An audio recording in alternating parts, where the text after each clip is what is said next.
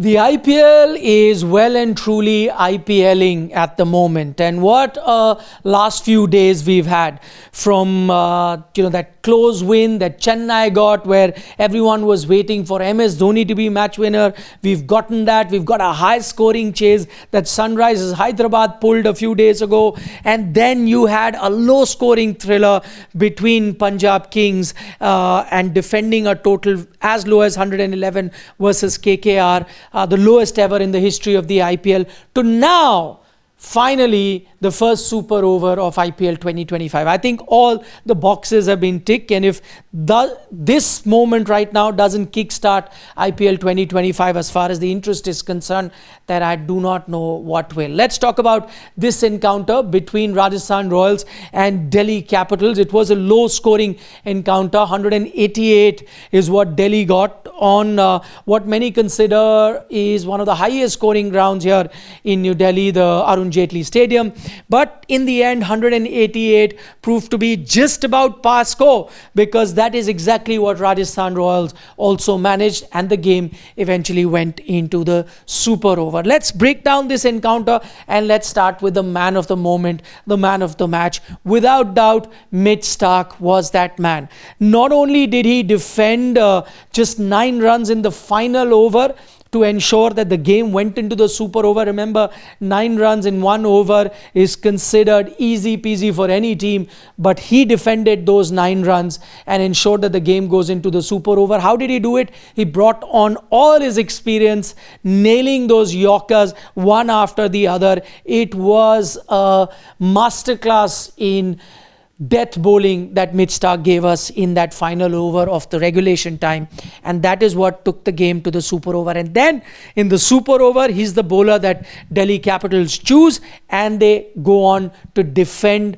In fact, they go on to just concede 11 runs, which proves very easy then for the Delhi Capitals team to chase down. Now, before I break down the super overs, and I think just as we're going to be praising the brilliance of a Mitch Starc, we're going to look at the blunders that Rajasthan Royals made in this game. But let's start in the regulation time with the blunders that Rajasthan made. And blunder number 1 was towards the end, penultimate ball of the match.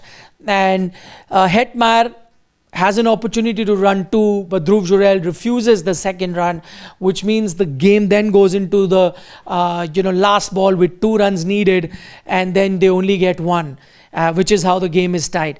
Could Jurel have gone for that second run? Many think he could have, because if he had done that, you only needed 1 in the final ball, and that is the 1 run that they got. Game would have been done and dusted, and Rajasthan would have won.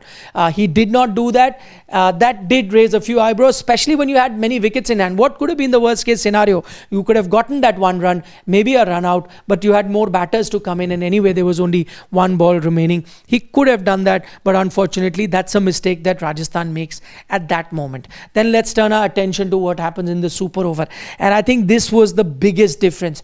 First mistake that Rajasthan makes is to send a Hetmeyer and a Riyan Parag to go and play the super over, and that was baffling to say the least, because yes, Riyan Parag is known to be hitting the ball out of the ground, but he's been not in great form, doesn't have a single 50 in this IPL, and I know this is just 1 over, but once you have a few runs under your belt overall, then you are a player in form, and even if then you have to face 1 over, there are more chances of you succeeding. Riyan Parag comes there, and what's even more shocking is Shimron Hetmeyer comes in to bat at the super over. I know he's a finisher, but this season you're playing him at number 7, doesn't have too many runs. So that seemed to be a baffling decision for Rajasthan, to be sending these 2 batters. Someone like a Yashasvi Jaiswal doesn't come out to bat to begin with. Probably is one of the reasons why they could not go on to win this game, or at least put on a total in that super over that could have challenged the Delhi batters. Mitch Starc himself said when he saw a Hetmeyer, he said, I was very surprised they decided to send a left-hander in, because with my angles I thought that the left-hander would find it very, very tough to be facing. So those things put together, what was the Rajasthan management thinking? What was the captain thinking? I think one thing that really hampered them was the fact that Sanju Samson was retired, hurt, so he wasn't fit enough to come out to bat. Otherwise, the choice was simple. Sanju Samson, Yashasvi Jaiswal should have come out. But then also you had a Yashasvi Jaiswal, he doesn't come out. That's quite baffling. And then even their choice of bowler, 11 runs is what Mitch Starc gives.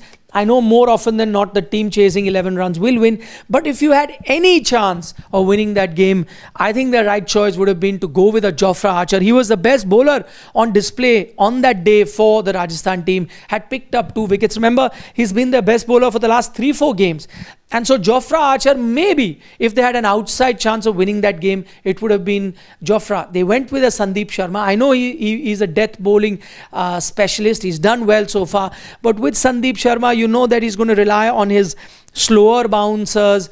And slower bouncers tend to do well when a team is chasing a big total like 20, 21. Then slower deliveries make sense because the batter is trying to muscle the ball out of the stadium, and slower bouncers, then you have a tendency to miss time then and you can get dismissed. But when you're defending a low total, then batters don't have to take risks against these slower balls, which means they can play conventional strokes, they can be careful, they can negotiate the slower pace of the ball and then get enough runs to win.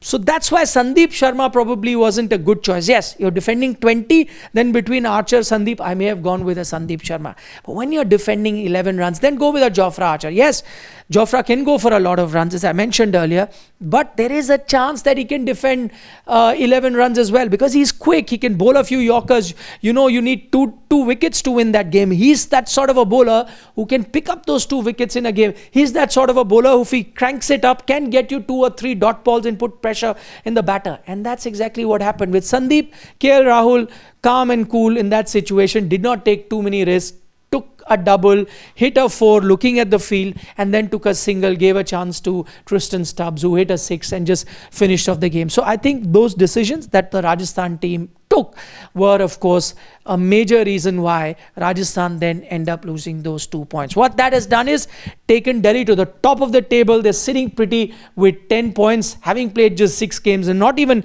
at the halfway stage when it comes to the number of games that they've played. But they already have much more than half to qualify for the playoffs. So looking very good to qualify for the playoffs.